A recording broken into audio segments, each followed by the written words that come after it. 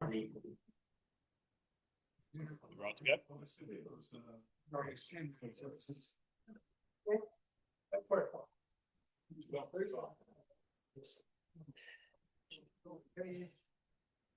All right.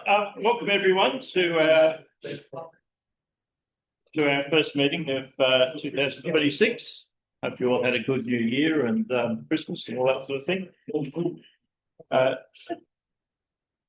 So I just wanted to pop in a couple of welcomes before we start properly.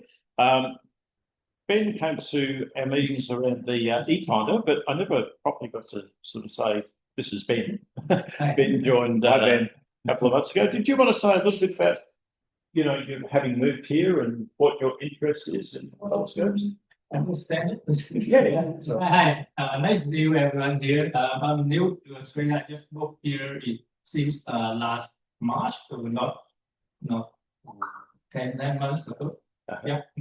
My interest is now probably mostly visual astronomy because I think I'm Asian. My eyes not very good now, so I don't want to say.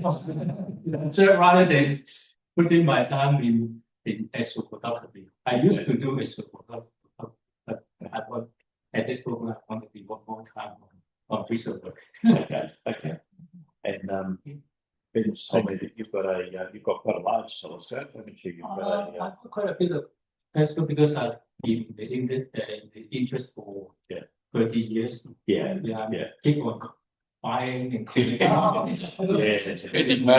But it's also the scope is small one because I live in Hong Kong and Hong Kong is influenced by Japan very much in astronomy. I bought quite a bit of Takahashi school.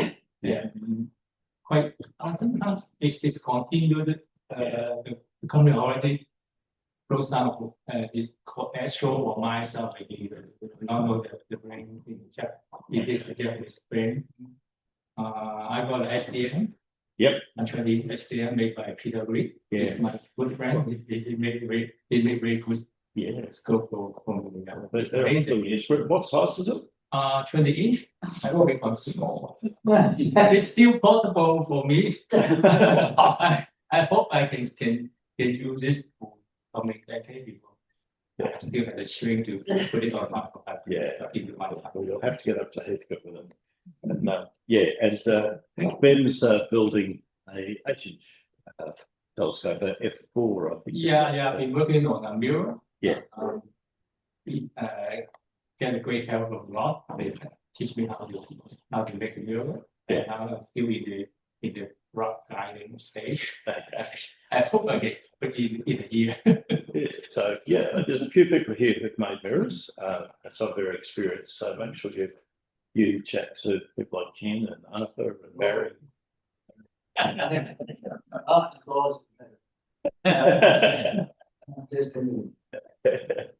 I'll show you a way that you can later. All right. Okay. Thanks very much. All right. Let's just move on. All right. Bob, is it okay if we do the GMT? Yeah. Right. I went back to the Science Works last Tuesday, so I've got no photographs or anything at this point in time, but I've got a couple of little things that you might be interested in. Thursday the 8th of January, which is Thursday week, was the first time that the drive, the clockwork drive for the telescope is operative, was working, and that's a big milestone actually. It was able to. It was the drive to the telescope's. I better put my glasses on. Polar axis rotation, and that was working directly from the clockwork drive. But there's still a lot to do to the drive because to get the correct speed at this point in time for the celestials tracking is not up to go. But this is really good because when the GMT was set up to Mount Stromlo, they removed the clockwork drive and replaced it with electric motors. And they did quite a bit of modification on the GMT. And whatever happened to the original clockwork drive, I don't know, but most other people know where it is. But one of the guys that came down from Stromlo to the GMT Museum workshop once, there's two guys coming down, and he said he can still picture on the day coming out from under one of the technicians' desks. Yep. Or workbench or whatever, this nice lot of brass stuff. And he said it just went straight to the tip. Yeah, anyhow, the one that we've got now has been made absolutely from scratch. It's a real, the people who have been working on it, Peter Heath and others have been, have got to be commended on it. But it's operative and it's driving, but as I say, there's still a lot of stuff to be done with it. They're still working on trying to completely balance the GMT. It's balanced. It depends on where it is in its rotational things, but it's pretty good. But when they want to turn it one direction, it's balanced beautifully. When they turn it back the other direction, they've got to put a fair bit of effort into it. And that's working. And when I was there, it was really just the interns. They're a group of university students that need to do a number of hours. I can't remember what the number of hours are, but about 300 odd hours in a practical place, and they're currently working and bringing all their academic skills to the thing. And the other thing that's happening at the moment is there's a group that are putting together a cladding to simulate the bluestone piers, and but that's being made out of all bits of scrap plywood and all sorts of things at the moment. And it'll be paving, and we're looking for an artist or something to make it look as though it's basalt. So if anybody's got those sorts of skills, that would be really terrific. And basically that's it at this point in time. And as I say, I'll be there next week and week after, and might be able to take some photos. Right. Thank you. All right.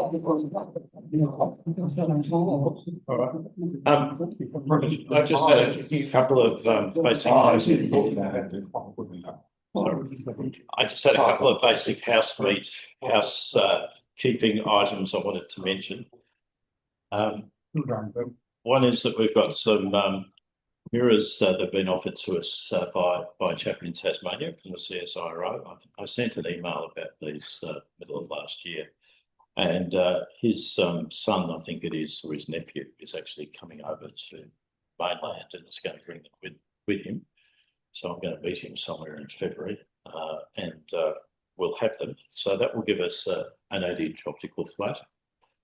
We already have Barrier's 20-inch optical flat, which is fantastic, but the 8-inch one will just be something that's light and easy to get out for testing smaller mirrors and smaller telescopes. It's in a very heavy-duty mount that is ideal for optical testing, so I'm looking forward to that.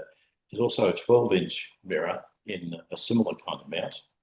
I don't know what focal length it is. It's not a flat.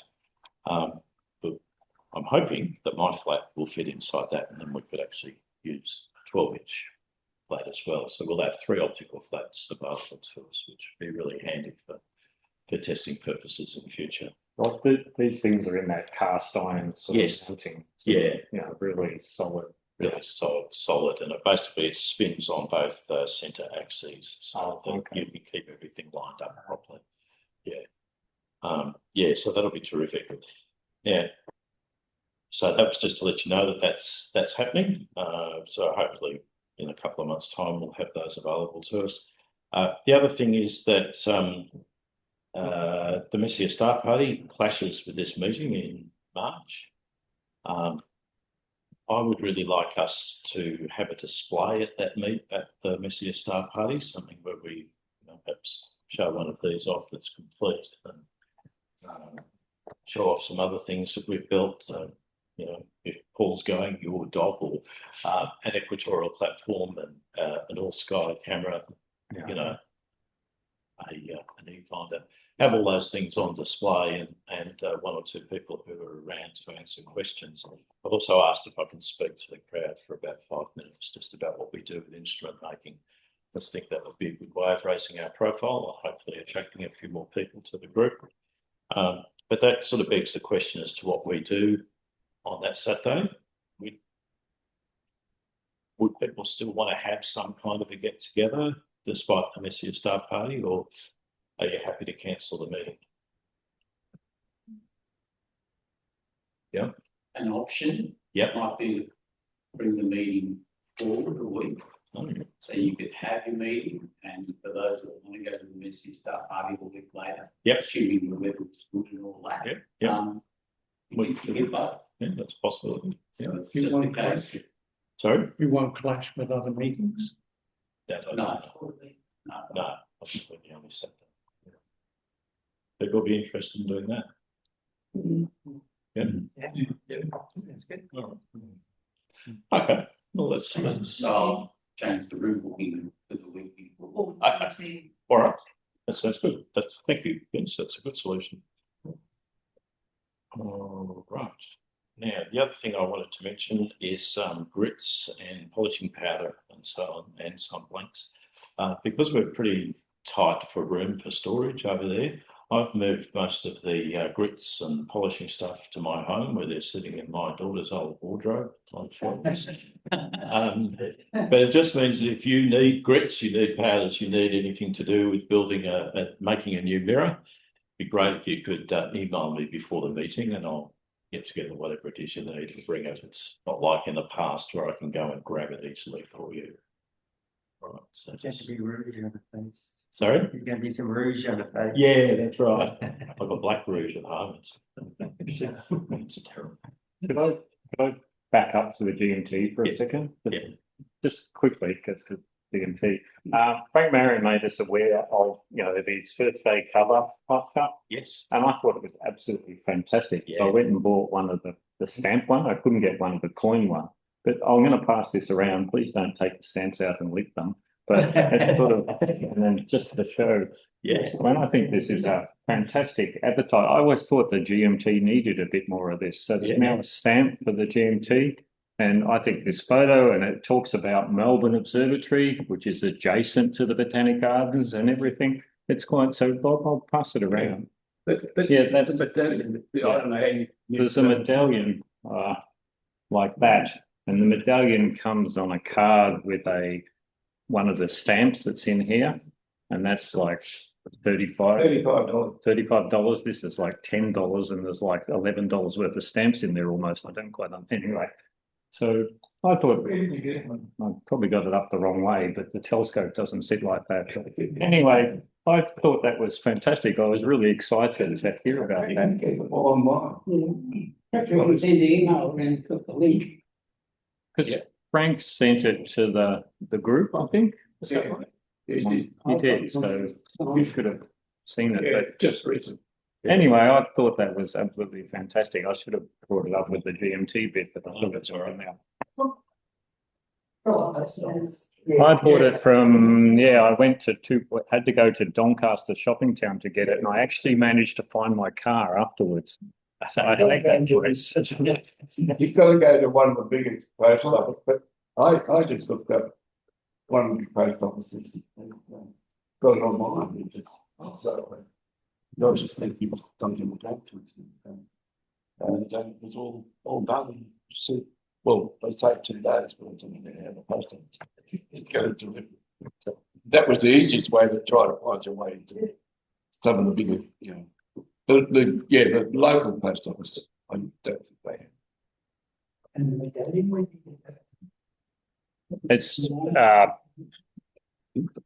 it was in my local post office because my wife saw it and said to the boys, "You should buy this for your dad." And they said, "Oh, he wouldn't be interested." So now I'm interested, and they don't have it anymore.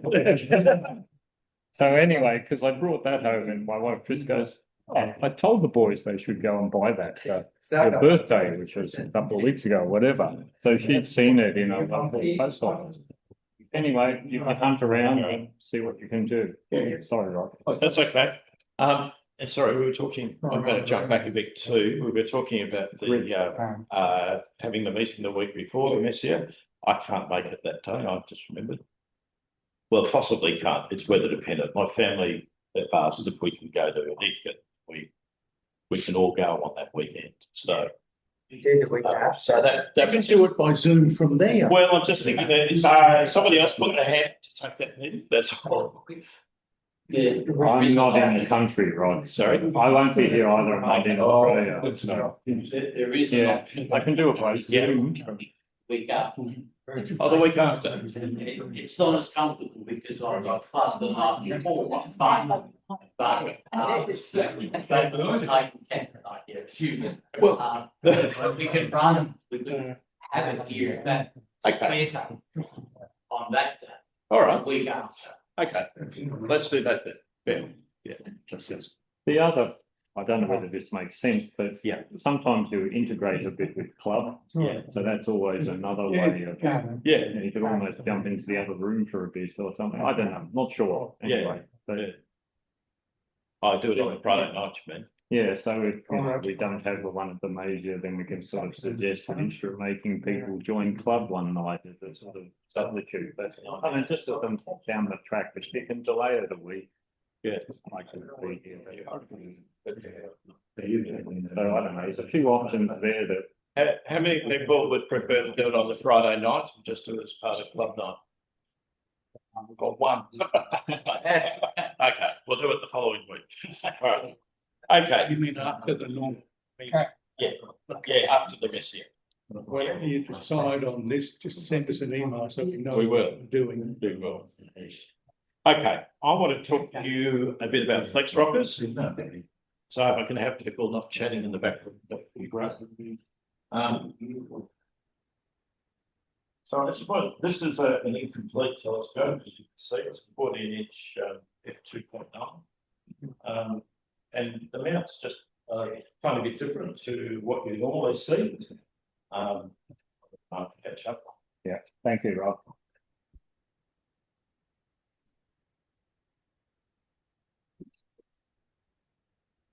Yeah, so this telescope it's a bit similar to other ones that you've seen me make and a couple of other people make.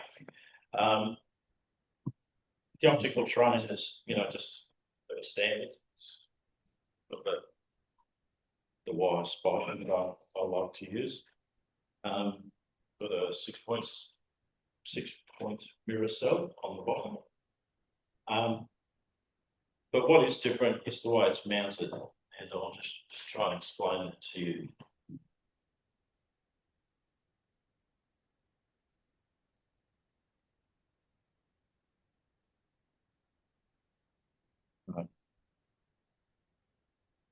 This is called a flex rocket. And there's two pictures of flex rockets up on the screen at the moment. One's vaguely similar to this one. This is Mel Bartels. It's 16 one of his smaller telescopes. I think that's a 10-inch actually. A 10-inch f3. It's a bit complicated. Keep going. Sorry. The Zoom people don't see that at present. Keep going. I can share it and they don't want me to share it. All right. Well, I'll try to explain. So there's basically what we're seeing is two photos of telescopes on flex rockers. And I'll explain what the difference is. Most of you are pretty familiar with a standard Dobsonian mount. So I wanted to bring one with me just to have side by side, but I couldn't fit it in the car. So, but I think you know what I mean. It's basically just the rocker, and at the bottom of the rocker, you usually have to have a fairly thick base, of probably 3/4 inch at least for a small telescope, if not thicker on the bottom board. And your sides are usually, I make mine 12mm, but a lot of people make theirs a lot thicker. And with mine, I usually add some extra supports at the sides. You've probably seen those fins that a number of us have on there to hold the thing steady. So you actually have to make the rocker quite stiff. which equals weight and you know, a reduction in portability. So what this one is instead you actually deliberately make it flimsy. Sounds a bit counterintuitive, but this is all half-inch ply, and it supports a 14-inch telescope that's got a reasonable amount of weight in it. And what you do is you have your Teflon pads on top of each other. So you've got your altitude one there and your azimuth there. So they're on top and the weight goes directly down. And the idea being, this is deliberately thin. So if it wasn't a normal rocker, it would cause all sorts of problems. But because it's in this flex rocker format, it actually, the weight of the telescope pushes directly down onto here, pushes it into contact with this. So the difference is that with a ordinary Dobsonian telescope, you've got a relatively thin bottom board with Teflon pads on it, and quite a thick, well, quite a heavily built rocker on top. Can I have the next slide? So for people on Zoom, there's a picture of a telescope. They can see this now. They can. Oh, great. All right. I'm guessing they can. Keep going. Yes. So the idea of the flex rocker was developed by this guy, John Sherman. He was thinking about how to mount the large telescope you can see in the photo.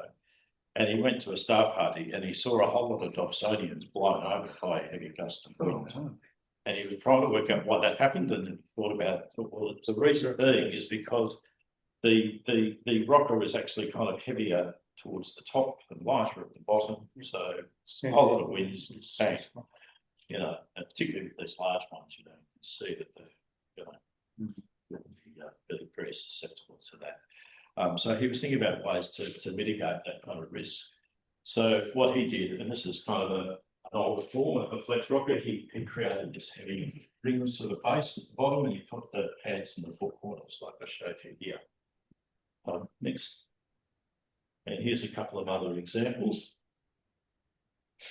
So this is a 6-inch scope, kind of vaguely similar to this design. And if you do a little bit of research on the net, you'll see quite a lot of flex rockers in this kind of design going with truss tube telescopes. It's a very popular way in the US, at least, of mounting a truss tube telescope, because it keeps everything kind of low and the weight towards the bottom.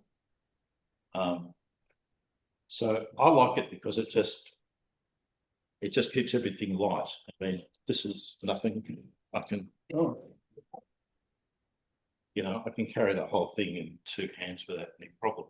And I think if I built a conventional mount for the 14, I probably wouldn't be doing that quite so easily. You need to have a fairly rigid ring sort of base. So this is basically 2 rings, and then it's got an octagonal piece of 1/2-inch ply. It's basically just separating the two pieces. And yeah, it works.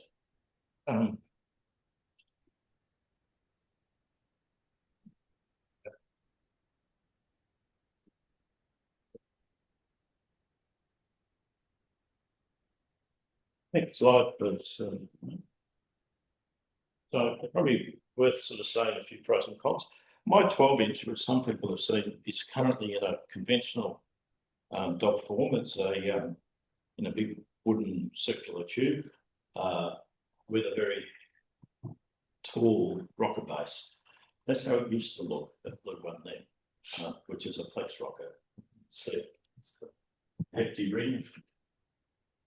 The altitude sitting directly over the azimuth pads. So the pros of this kind of design is that it's lighter, smaller, obviously better portability. Smaller, usually in terms of height, it is slightly wider than a conventional mount. Conventional mount would probably be about roughly the same, that the bottom board would be roughly the same size as as the rocket itself. So you can see it's a couple of inches wider at the bottom. So for trust tube telescope, that keeps everything really low, which is great. So when I had my 12-inch in that configuration, I remember I was up at the car park, it was before I got done, but I could drive on the observing area. So I carried this mirror box and this just together like that from the car park down onto the observing site. I mean, it was a little bit heavy, but it was quite doable, which is not something I could do with the current arrangement. My problem was I found the whole truss thing defeated me a bit, and I just found collimation hellish. So that's why I switched to what I've got now. But in many ways, I just wish I persevered with that, because that was a much more portable and easier to transport sort of telescope. Your style has changed, Rod. Yes. There's no timber I can see anywhere. It's just Oh, that's, painted timber. I thought it was. And look, that's But anyway, it is interesting. yes. You're trying many different ways and all that. Yeah. Impressive. Anyway. So you were a little bit the truss. I mean, this was complicated with the electronics at one stage, but Yes. this is the simpler version, isn't Yeah, it? that's right. That's right. So it had actually it went from that, and then I turned it into a go-to telescope with motors and all Oh, this this is sort the of. before. Yeah, and that's that was a great learning experience, but a frustrating one. Okay, so I've already mentioned it's wide at the base, which some people would see as a bit of a disadvantage, but it does give it more stability. Great.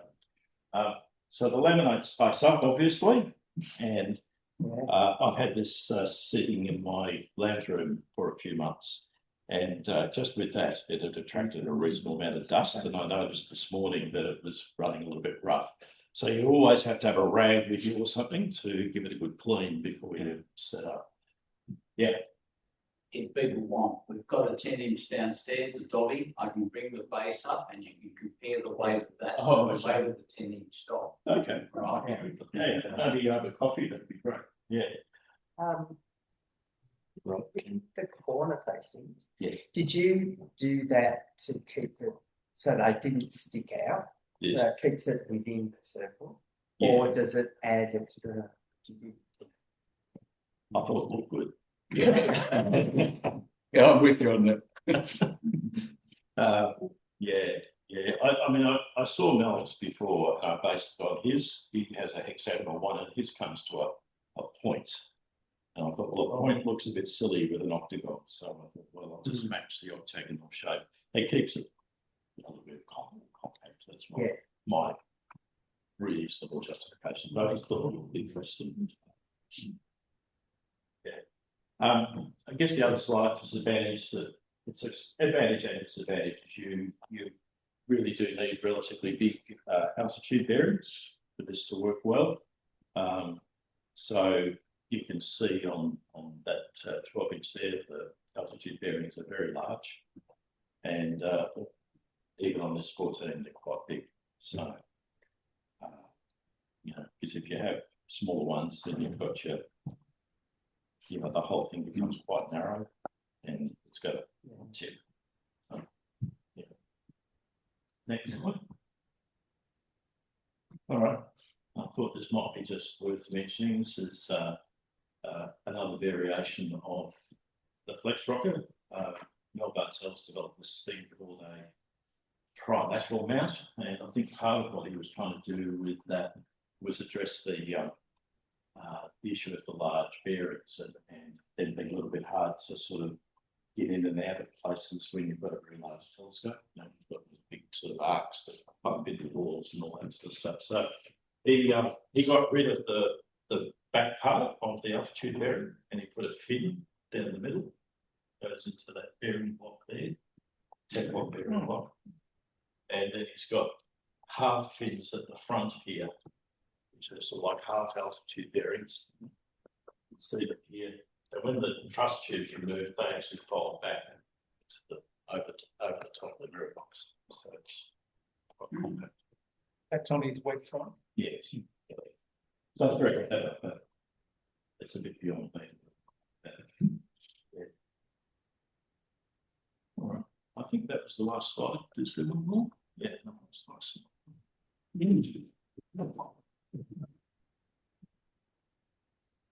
Yeah, so any questions about that?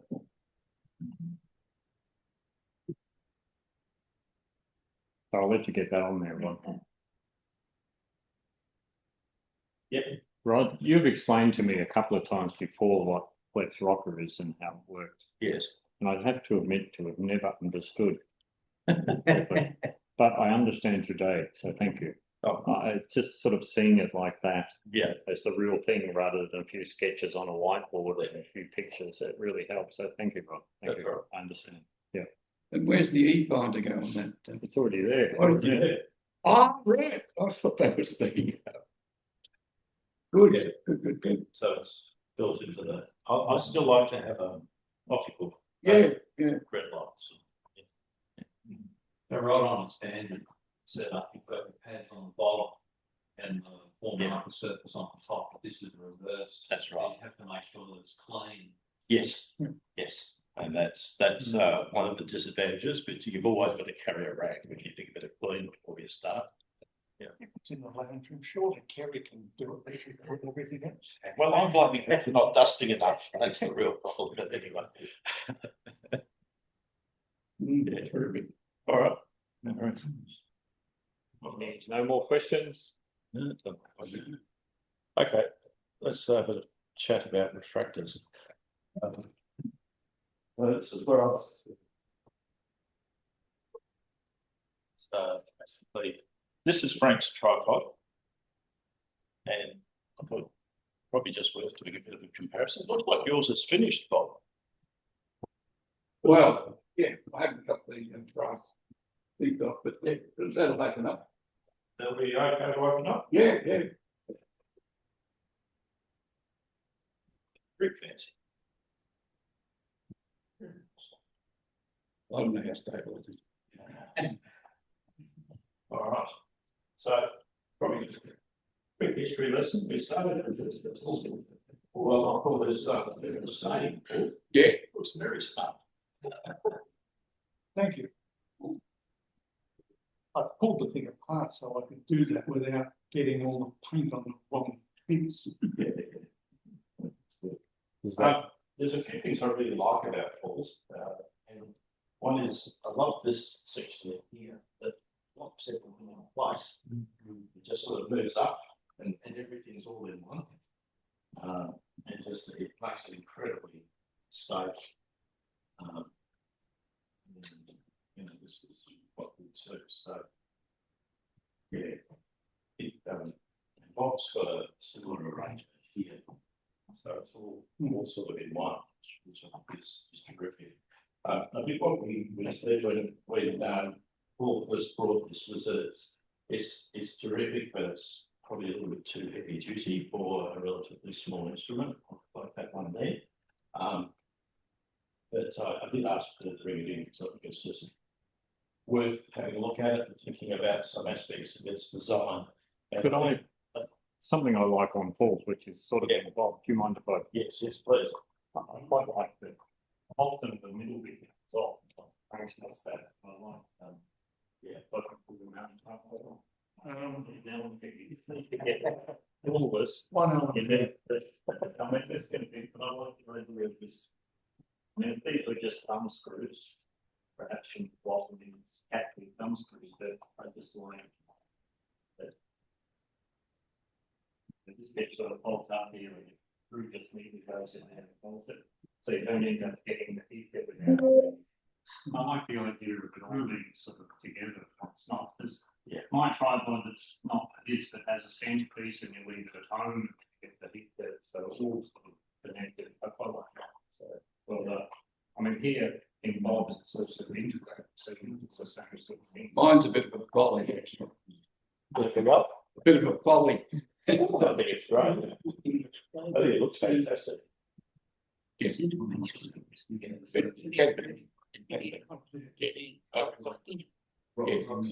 Very easy to do. Was there anything else? No? Yeah.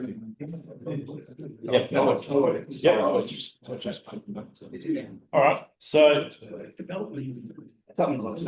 Yeah, so we had those a couple of months back, and Frank created a tripod a while ago, which was a little bit wobbly, but he's done some work on it up the top here, and it's actually quite sturdy now.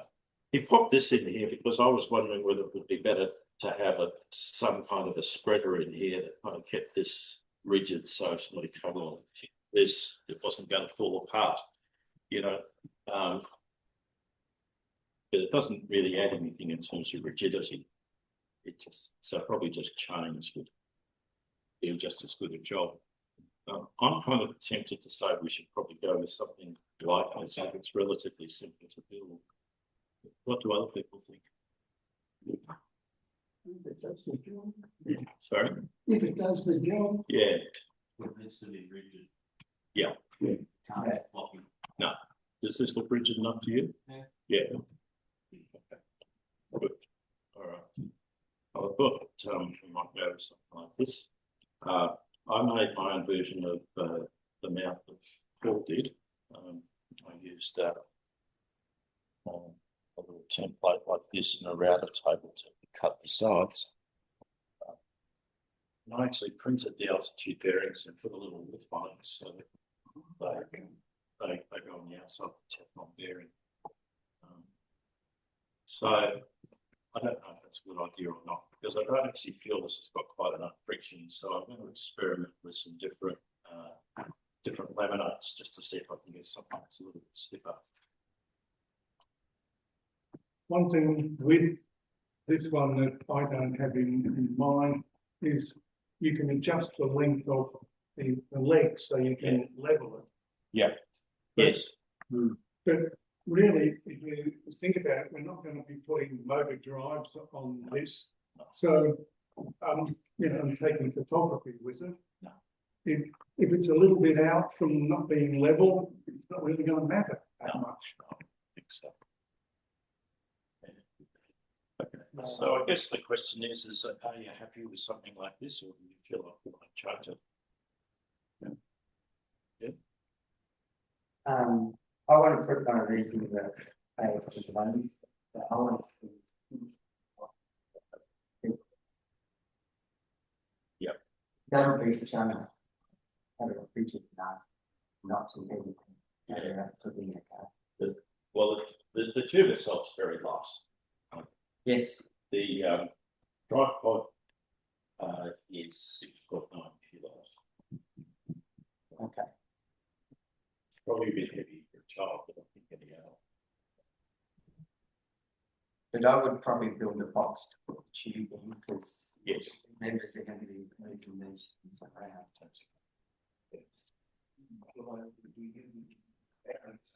Yep. It's fantastic. Yeah. So I'm looking to make a box similarly light. Yeah. All right. Yeah, I've already mentioned to the thought I've already told you. We're getting the tripod a collector, I was going to put a wedge on the bottom of mine to go and make some HEP 5 metres. Ah, okay. So just looking at the tube. All right. So I guess the question is where to go to from here. I would like over the next couple of weeks, I'd like to experiment a bit with this.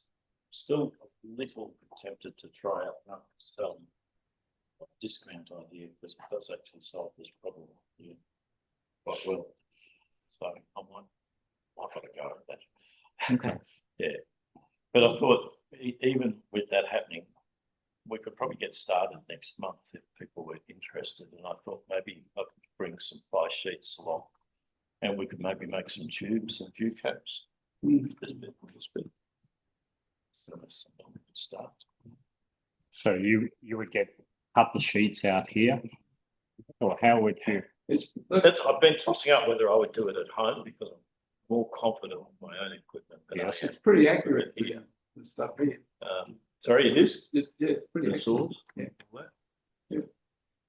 All right. Would you feel confident on the saw to cut them, Bob? In with Rod's assistance, of course, but I'm just, you've used the machines. And also. Would you be happy to meet with me here on a weekday, Sunday, when you cut them up?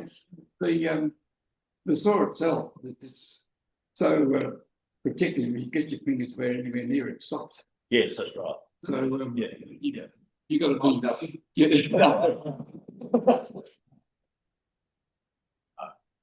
yeah, you can do that. That's fine. All right, well, maybe you and I can get together and we could pre-cut the Yeah. angles. Yeah.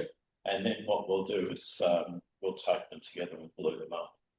Well, I reckon the people are made. Keep taking together. Just put them up.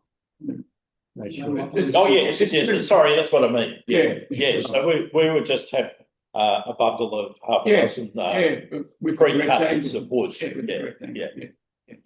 Yeah. All right, well, let's. Right, maybe another member or two might be interested in Yeah. joining you guys for the cut Yeah. session. Yeah, is anybody else? If it's, You do it. I'm a member of the men's shed. Yeah. We all are. Oh, well. Yeah, Wow. but- yeah. So you don't have to worry about it. But you would come here during men's shed time. Yeah. Yeah. Normally you've got to wear your sticker and they give you a green box, which means you can use all the machine. Or a yellow. You've got that. I've got that. Yeah. I've been, See, Bob has a men's shed membership as well as the membership through the ASB. Okay. So maybe that is useful for you. Yeah. Rock up Yeah. on and it depends on the day, some days it's really busy. I get here on Wednesday and everybody here. so it sounds like Wednesdays. Wednesdays is suit me. Yeah. Yeah. Does anybody else want to join us one Wednesday? Wednesday's my day off. Yeah. All right, okay. All right, well, tentatively, let's say Wednesday week. Wednesday week. Yeah, not this one, I might be away this Wednesday. Okay, Well, I'll mention what time. what time would suit you best? Or when's the men's shed session? Well, it goes from 8 in the morning till that's before it happens. In the afternoon, although it's only about half a dozen or so Indigenous guys. Yeah. And they work here too, but they tend to sometimes hold the machine. But, do they? But you've got here 11 o'clock or something. All right, But, well, I'll talk to people next Wednesday, so we're coming in. Yeah. all right, we'll say Wednesday week and you'll let us know about. I don't know about this. And I'll just I'll post a message on the email and anybody wants to join here, join us. Yeah. All right, that sounds good. Could somebody just put around a sheet of paper and a pen or something, and I can have the names of everyone who's interested in me buying some plywood for them? And we pre-cut those tubes. Where do you buy the plywood actually? I buy it from Echo, Plyco, Oh, right over in, Frankstown. yeah. Morning, yeah. Yeah. So I was thinking just getting birch ply, which is what this is. Yeah. And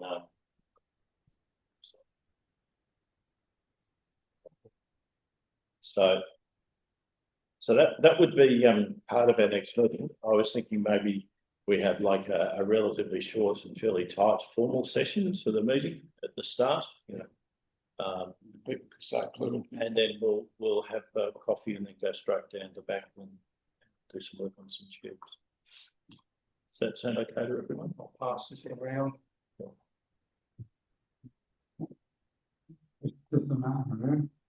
If you want to make one of these. Pass it around. Pass it on. Okay, thanks. Okay, any questions about mine? Is that next meeting? Is the next meeting still one? No, the one after is the Messier. Oh. So the February meeting will be the glue up meeting. Yes, Oh. yes, It's a Saturday, the 21st. Oh. yeah. All right, any questions about all of that? Have you confirmed that you can get 80 mil lenses and all? Oh, yeah, You don't understand making that's no problem. I'll make double sure about this before I buy this. But they're constantly stopped at surplus in the US. Yes. Shouldn't be a problem. If people are coming to Medset, you've got to wear good shoes or Yes. good boots. Yeah. You can't wear. Yeah. No, you don't. And that's one other thing, just in terms of payment, I'd like to avoid having to collect cash from people, so probably what I'll do is I'll get you to pay the treasurer directly. And then once we've got the money, we'll get him to order it. Yeah. But I'll email you the details about all that once I finalise that. Yeah. Okay, all right, well, I think we'll have a copy then. Thank you, Rod. Just, does anyone want to comment from Zoom? Just anything to say or? We're all good. Gary's hands up. Frank, thank you for the info about the GMT stamps and medallion. Cliff, good to see you on board. Any comments? I don't know, I just saw Rod. No, I think is Frank speaking and we can't hear him? Oh, Here, oh, hang on. If you use the telescope. When do you have your procedure, Frank? 28. a week, hopefully, Okay, second attempt. 28. 28. Okay. Okay, and thanks Frank for your work on the tripod, it's been great, really helpful. Pleasure. Okay, Okay. see you guys.